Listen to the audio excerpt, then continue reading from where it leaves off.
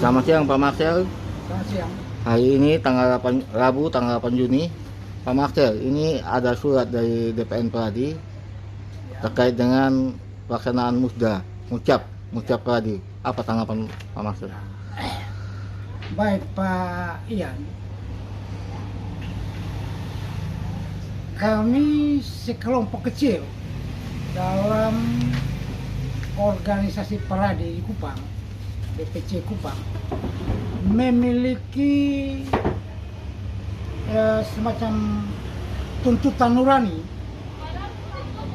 untuk membangun Peradi di Kupang. Nah, kenapa sampai saya bilang begitu? Karena sejak 2015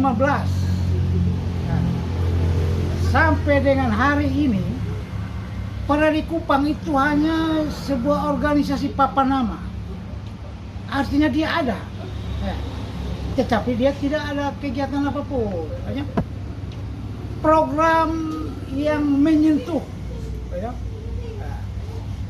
yang menggugah, menyentuh, membutuhkan kehadiran, keaktifan dari anggota Peradi.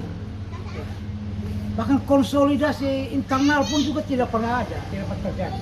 Karena memang setahu saya kami tidak pernah diperkenalkan program rapat anggota, rapat baik, rapat tribulan atau semesteran atau rapat tahunan, atau mengevaluasi satu masalah dalam organisasi atau masalah apapun tidak pernah terjadi.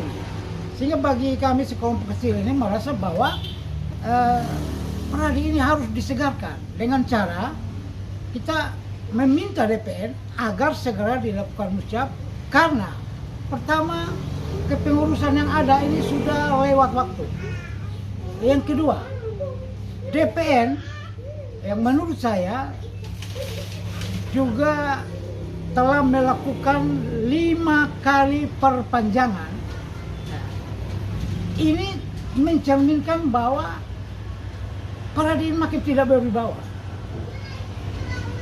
Bagaimana satu organisasi yang berskala nasional, organisasi profesi, tetapi kemudian bisa melakukan perpanjangan 5 kali. Saya baru temukan dari banyak literatur atau dari pengalaman dengan teman-teman organisasi. Baru ini saya temukan ada perpanjangan sampai 5 kali. Kami merasa prihatin dengan kondisi seperti ini. Oleh karena itu kami bersurat bersama-sama dengan teman-teman yang lain, termasuk Pak Francisco Besi, Pak Beni Rafael, Pak Beni Topan, kita bersurat ke DPN Peradi agar segera dilakukan musjab. Nah, yang kami inginkan itu adalah begitu surat Peradi keluar itu terhadap pengurus yang ada itu langsung dinyatakan dimisioner atau nonaktif lagi dengan kewajiban organisasi selanjutnya. Sampai saat ini kami hanya tahu melalui grup, melalui teman-teman itu ada surat DPN Peradi, tetapi surat sanggup melaksanakan musjab dari pengurus itu belum ada. Harusnya surat DPN itu begitu sampai dipelajari oleh pengurus ini kemudian membuat surat ke DPN, kami sanggup, pada surat sanggup melaksanakan. Padahal kalau tidak sanggup, maka DPN punya kewenangan untuk menunjuk pelaksana tugas kepribadian untuk melaksanakan musjab yang sebelumnya melakukan dimisioner terhadap pengurus yang ada. Mekanisme organisasi yang standarnya kira-kira begitu. Tetapi yang terjadi tidak begitu. Memberikan ruang kepada DPC sampai tanggal 29 Juli 2022 untuk melaksanakan musjab. Harusnya pengurus dia menerima itu dengan membuat satu surat sanggup kepada DPN bahwa kami sanggup melaksanakan musjab.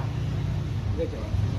Itu paling penting. Ini Pak, Bapak sebagai anggota Peradi melihat hari ini, kalau apabila sampai tanggal 29 ini tidak jadi diadakan. Nah, itulah ukuran wibawa organisasi. Tanggal 29 itu adalah waktu implementasi surat DPP. atau surat DPR. Berwibawa atau tidaknya Peradi di Kupang itu ditentukan oleh implementasi surat itu pada tanggal 29 Juli. Kalau tidak terlaksana juga, maka itu tidak berwibawa ini Peradi. Nah, itu. Nah, di tengah gonjang-ganjing yang kita baca sekarang, banyak yang mempermasalahkan tentang legalitas, tentang tidak sah kepengurusan dan segala macamnya di Peradi. Kita kan, ya senior di Peradi ini merasa prihatin dengan gejala seperti itu. Sementara organisasi-organisasi advokat yang lain makin eksis. Nah, begitu. Itu seperti tenggelam oleh organisasi-organisasi advokat yang baru muncul ini. Ini kita prihatin sekali. Tapi kita tidak pernah melihat sampai bahwa kacamata DPN juga sampai di situ. Oleh karena itu kami cukup memberikan apresiasi terhadap surat dari DPN Peradi untuk DPC Kupang melaksanakan musyab dengan memberikan waktu sampai tanggal 29 Juli 2022. Apakah terjadi atau tidak? Nah, wait and see. Kita melihat. Kalau tidak terjadi, nah disitulah Peradi tidak berwibawa. Baik, itu Pak, ini kita misalnya terjadi kepengurusan yang baru. Kira-kira harapan Bapak sebagai salah seorang senior di Peradi untuk kepengurusan yang akan datang seperti apa? Kita memang organisasi yang baru, harus bisa terlebih dulu menerima pikiran, saran, kritik yang berkembang. Ya, seperti yang tadi saya kemukakan, itu sebenarnya bagian dari mengkritisi organisasi agar ketika nanti dalam kepengurusan yang baru, organisasi ini bisa eksis. Ya, minimal bisa dikenal. Ya. Oh, ini ternyata Peradi ini masih eksis di Kupang. Dan sekarang lebih eksis organisasi yang lain, saya tidak mau sebut nama. Bahkan mereka punya kegiatan sosial mereka punya. Sehingga masyarakat lebih kenal itu. Saya menginginkan organisasi yang baru itu dia akan lebih refresh, lebih segar, baik cara program, baik cara implementasi program, kemudian melakukan kerjasama dengan pemerintah, nah, khususnya terkait dengan bantuan terhadap masyarakat yang tidak mampu ya, dalam menghadapi perkara baik di tingkat penyidikan maupun di tingkat persidangan. Itu sangat bagus. Oke, baik Pak. Ini beberapa waktu yang lalu beta sempat wawancara dengan beberapa pengacara muda. Ya. Mereka kayaknya bersemangat untuk membangun organisasi Peradi dan Ya. mereka mau mencalonkan diri Ya. sebagai ketua. Tanggapan sejauh Saya pikir mereka yang mau mencalonkan diri itu adalah orang-orang yang memiliki nalar, memiliki wawasan, dan memiliki tanggung jawab terhadap organisasi. Nah, saya pikir bahwa orang-orang yang muda seperti itu yang harus kita dukung.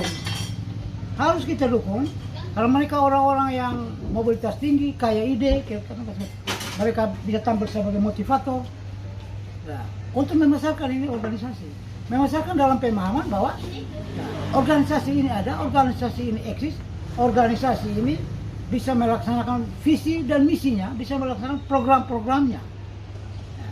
Yang paling penting adalah bagaimana kita bisa membantu masyarakat yang tidak mampu dalam berperkara. Itu nomor satu, menurut saya. Nah, yang kedua, ada wibawa internal organisasi di mana antara pengacara-pengacara yang muda yang tadi dibilang dengan yang para senior itu ada saling rasa menghormati, menghargai seperti begitu. Jangan seperti sekarang, seperti kita tidak saling kenal.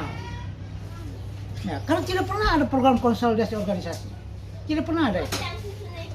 Ya, jadi hal-hal yang tadi saya bilang kita mengkritisi atau memberikan saran, memberikan pendapat, itulah yang akan diramu untuk menjadi bahan penyegar dalam kepengurusan yang baru.